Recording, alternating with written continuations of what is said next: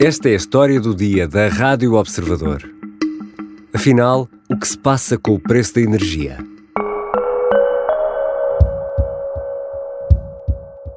A partir do final, em particular de agosto, mas já nas faturas de consumo elétrico de julho, as pessoas vão ter uma desagradável surpresa. Estamos a falar de quanto? Estamos a falar de qualquer coisa na ordem dos 40% ou mais. Nuno Ribeiro da Silva é o presidente da Endesa Portugal. É um dos grandes especialistas em energia e é presença assídua nas rádios, televisões e jornais. Ribeiro da Silva até já passou aqui pela história do dia. Foi no episódio de 23 de fevereiro, na véspera da invasão da Ucrânia, e esse episódio tem como título A Nossa Fatura do Gás vai ser uma arma de guerra? Agora, o presidente da Endesa, em entrevista ao Jornal de Negócios e Antena 1, que ouvíamos, avançou a hipótese de um aumento até 40% em agosto, isto na fatura da energia para os clientes domésticos. O secretário de Estado da Energia, João Galamba, declinou o convite da Rádio Observador para uma entrevista e fez uma declaração à Lusa. Galamba diz que Nuno Ribeiro da Silva está errado. Ao contrário do que disse o Presidente da Endesa Portugal, não há nenhuma subida de 40%. Está a falar sobre ofertas comerciais da sua própria empresa e só o próprio poderá dizer, mas repito, as empresas são responsáveis pelas ofertas comerciais que fazem. Há muitas ofertas comerciais, o mercado é... A guerra na Ucrânia, as sanções a Moscovo e o fechar da torneira do gás por parte da Rússia abrem o caminho à escassez de gás na Europa, sobretudo na Alemanha. A energia está mais cara, muito mais cara, mas o governo garante que conseguiu com Espanha um mecanismo para evitar o aumento significativo nos custos da eletricidade. Será mesmo assim? O preço vai ou não vai disparar? Hoje vou conversar com Ana Suspiro, é jornalista do Observador e especialista em energia.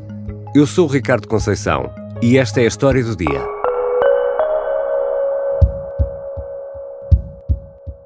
Bem-vinda, Ana.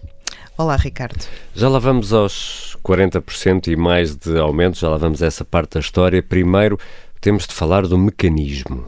As declarações do responsável da Endesa em Portugal não correspondem de todo à verdade no que ao efeito do mecanismo diz respeito. Em primeiro lugar, não há nenhuma subida de preços por causa do mecanismo, isso é uma impossibilidade.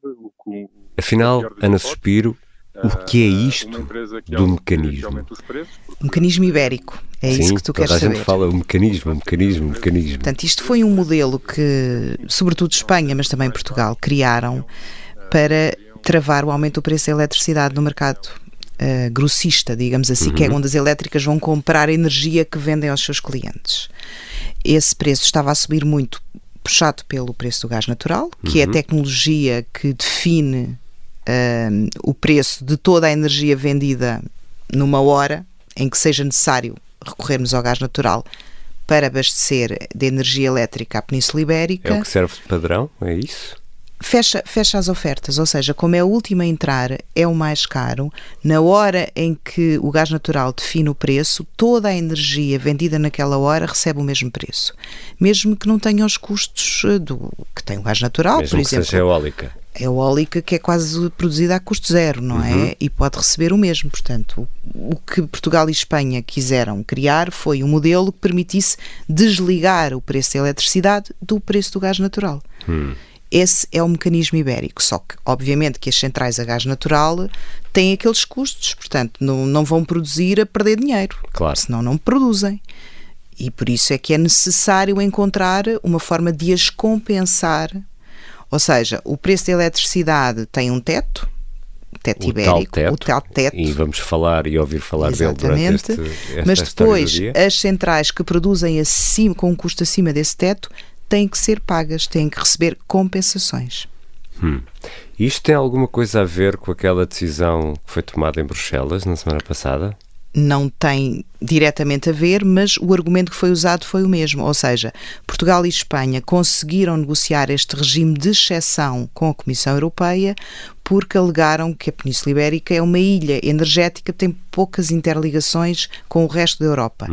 Usaram esse mesmo argumento nessa decisão que tu referiste da semana passada para conseguir, digamos assim, reduzir menos o gás do que outros países do centro da Europa, portanto, ficaram aqui com uma espécie de borla na redução do consumo de gás. Falaste aí de compensações, portanto, alguém vai ter de pagar.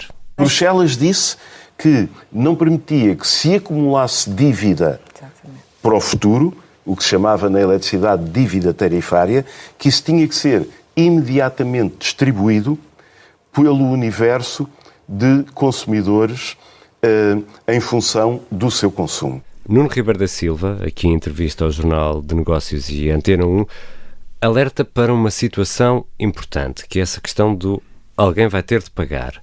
Isto para não haver dívida tarifária? Se calhar tens que nos explicar aí primeiro o que é isso da dívida tarifária. Nós temos ouvido os responsáveis políticos todos a falar dos benefícios. O presidente da Endesa Portugal veio falar dos custos que também existem do sistema. E para evitar que se crie tal dívida tarifária que nós temos no nosso sistema elétrico durante anos e anos e que ainda não pagámos toda, os consumidores finais vão ter que pagar já esta diferença às centrais a gás. Vão ter que entregar já a diferença entre o teto que foi definido e o verdadeiro custo a que elas estão a produzir eletricidade a partir de gás natural. Ou seja, por esse pagamento ser feito logo, é por isso que o secretário de Estado, João Galamba, diz que não há déficit tarifário. Não há nenhum déficit tarifário neste mecanismo. Os custos do mecanismo são integralmente pagos a cada momento pelos consumidores que beneficiam desse mecanismo e, portanto, não há nenhum déficit tarifário a pagar mais tarde ou por alguém. De facto, este mecanismo é diferente daquilo que foi feito no passado e que também procurou evitar aumentos do preço da eletricidade e foi criado o tal déficit tarifário que ainda estamos a pagar com juros, em que as elétricas receberam menos do que deveriam ter recebido e agora estão a receber com juros aquilo que não receberam na altura. Isto é diferente. Porque neste momento o mecanismo que prevê, aliás por imposição da Comissão Europeia, é que as centrais a gás sejam compensadas logo. Essa diferença entre o preço verdadeiro do gás e o preço que se pôs uma tampa, essa diferença vai ser paga pelos consumidores. Como assim? Através dos mecanismos de compensação. A ERSE, o regulador da energia, vai dizer que a maioria dessas compensações vai ser paga pelas indústrias, mas o presidente da Endesa, aqui nesta entrevista à Antena 1 e ao Negócios, fala em aumentos para as famílias. Ou seja, estamos a falar de indústrias e depois estamos a falar de famílias. Afinal, Ana Suspiro, em que é que ficamos? Bom, o regulador da energia o que veio dizer é que a maioria da energia que tem que pagar as compensações foi energia consumida pelas empresas. Mas isso é normal. As empresas consomem muito mais energia do que os particulares. O que estabelece o mecanismo é que todos os consumidores pagam no momento em que vão ao mercado. Ou seja, quem está neste momento a pagar a eletricidade com base nos custos do mercado, ou seja, quem tem uma fatura ou uma tarifa indexada ao mercado, vai ter que pagar porque também é quem está a beneficiar deste benefício. O que significa, no caso das famílias, e nós em Portugal praticamente não temos pessoas que tenham a sua fatura elétrica indexada ao MIBEL, ao mercado ibérico, claro. Era a loucura, não é? Embora a Espanha haja muitas pessoas, mas isso é um outro tema. Aqui em Portugal, o que acontece quando as famílias, quando um consumidor doméstico, quando terminar o contrato, não é? Que normalmente tem 1 ano e tiver que renovar ou quiser fazer um novo contrato, vai ser chamado a pagar esses custos. Mas, ouvindo o Governo, parece que só há benefícios. No entanto, Nuno Ribeiro da Silva, na entrevista, diz que as empresas avisaram o Governo. Endesa, Iberdrola, EDP fizeram e enviaram e escreveram documentos ao Governo e a várias entidades, reguladores, bancos centrais, etc., a alertar para as implicações da implementação deste mecanismo. João Galamba, o secretário de Estado da Energia, diz por seu lado que este mecanismo será sempre mais vantajoso porque os aumentos vão ser menores do que seriam se não existisse. A única coisa que podemos dizer com toda a certeza é que, seja qual for a oferta, ela seria sempre muito pior sem o mecanismo, porque o mecanismo protege os portugueses, protege as famílias portuguesas e as empresas portuguesas de preços mais elevados no mercado grossista. Ana, mas nós ouvimos o Governo e parece que é só benefícios. O Nuno Ribeiro da Silva, na entrevista, diz que as empresas avisaram o Governo. João Galamba, o secretário de Estado da Energia, diz que o mecanismo será sempre mais vantajoso porque os aumentos vão ser menores do que seriam se não existisse. Ana, são só benefícios este mecanismo? Não são só benefícios e, de facto, o Presidente da Endesa veio chamar a atenção para uma coisa que é menos falada. Há custos, não é? Há as tais compensações que têm que ser pagas pelos clientes que beneficiam do mecanismo. Agora, o mecanismo foi desenhado e no papel isto faz sentido. Este mecanismo foi desenhado para que as pessoas paguem menos eletricidade, as pessoas e as empresas. Portanto, o que faz sentido é que o benefício seja superior ao custo. Ou seja, há um custo, mas o benefício é maior. E é isso que o Governo veio dizer. Olha para o preço do mercado ibérico e diz, se o teto ibérico não estivesse a funcionar, os consumidores que estão expostos ao mercado teriam pago mais X. E conclui que mesmo com o custo da compensação, que o saldo é positivo para os consumidores. Essa é a conclusão do Governo.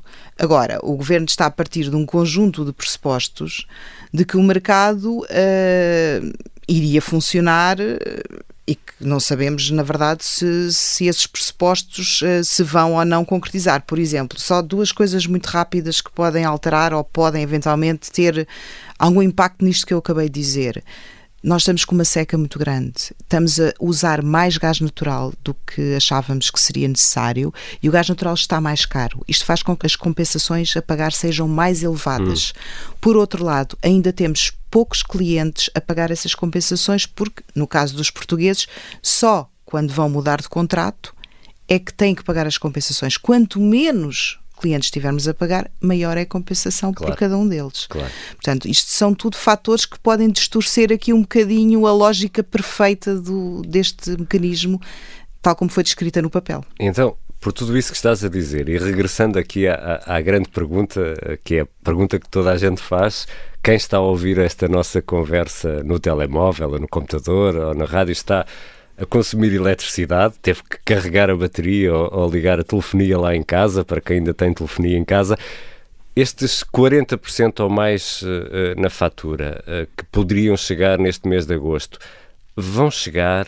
A grande dúvida é, mais do que se calhar os 40%, é se aquilo que vamos pagar ao final do mês, agora em agosto, em setembro, outubro, novembro, vai ou não vai aumentar? Depende. A resposta não é igual para todos. O mecanismo estabelece que todos os contratos que foram feitos a partir de 26 de abril podem vir a ser chamados a pagar as compensações, mas também são aqueles que beneficiam dos efeitos do mecanismo, digamos assim. Agora, se é 40% eu não consigo dizer, o Presidente da Endesa terá os seus dados, enfim, há outras empresas que dizem que ainda não têm informação para fazer estas contas. Agora, uma coisa é certa, quem tem que mudar de contrato ou quem tem um contrato que está a chegar ao fim ou que se iniciou depois de abril, pode vir de facto a ser confrontado com aumentos de preços da sua fatura. É preciso perceber se esses aumentos seriam maiores no caso deste teto ibérico que não está a funcionar, e isso é muito difícil a gente fazer as contas, porque como diz uma pessoa do setor elétrico com quem eu falei, que me disse, o custo é real, a poupança é virtual.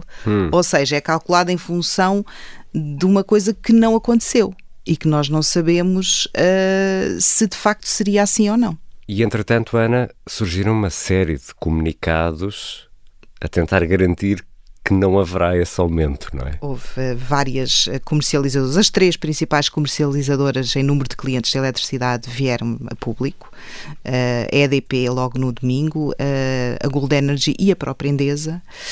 E no caso da Endesa, que é aquele da qual falámos aqui mais, a empresa garante que vai cumprir os contratos, ou seja, se o preço fixo estabelecido no contrato for aquele, ela não vai aumentar até o contrato vencer, e que vai cumprir também todas as regras e normas que se aplicam ao mercado e que estão previstas para o mecanismo ibérico. Portanto, neste momento a única certeza é que se tu estás na tarifa regulada, se tu tens um contrato que ainda está válido válido durante 3, 4, 5, 6 meses, não terás um aumento do preço da eletricidade.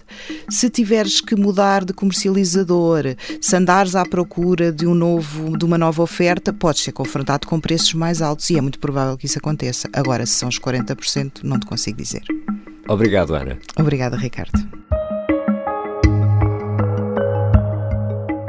Ana Suspiro é jornalista do Observador, da secção de Economia, e a energia é um dos setores que domina. Esta foi a História do Dia. A sonoplastia é do Diogo Casinha. A música do genérico do João Ribeiro. Até amanhã.